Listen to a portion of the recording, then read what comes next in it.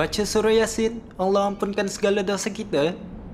Yasin, demi Al-Quran yang penuh hikmah, sungguhnya kamu adalah salah seorang daripada rasul-rasul yang berada atas jalan lurus. Sebuah wahyu yang diturunkan oleh yang maha perkasa lagi maha penyayang. Tanzil Al-Azizir Rahim. Dalam tafsir Ibn Atiyah yang bernama Al-Muharrar Al-Wajiz itu, ulama dari Cordova, dari Spain ketika dalam keadaan Islam dahulu, negara tersebut negara umat Islam satu masa dahulu, beliau mengemukakan riwayat daripada Aisyah radhiyallahu anha bahawa pesan kepada mereka yang dalam kedukaan supaya baca surah Yasin, supaya mereka akan dapat kelapangan, kegembiraan. Ini merupakan satu pengalaman para salihin, kata beliau, kata Imam Ibn Atiyah dalam Al-Muharrar Al-Wajiz. Juga dalam hadis lain dikemukakan contohnya oleh Al-Hafiz Ibn Kathir dalam tafsirnya bahawa siapa yang mengalami kesukaran, kesulitan, bacalah surah Yasin, mudah-mudahan Allah beri kepadanya kelapangan. Dan juga dalam hadis lain mengatakan diberi keampunan, asbaha maghfuran lahu, dia akan bangun pagi dalam keadaan ampunkan oleh Allah dosa-dosanya. Mungkin kecenderungan masyarakat Melayu untuk mengamalkan hadis ini kerana ketidakmampuan mereka untuk membaca pada setiap malam, maka mereka menjadikannya pada malam yang paling utama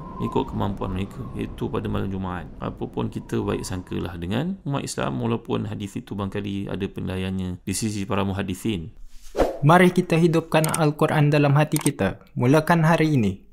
Subscribe, like, komen dan share untuk lebih banyak tadabbur Al-Quran.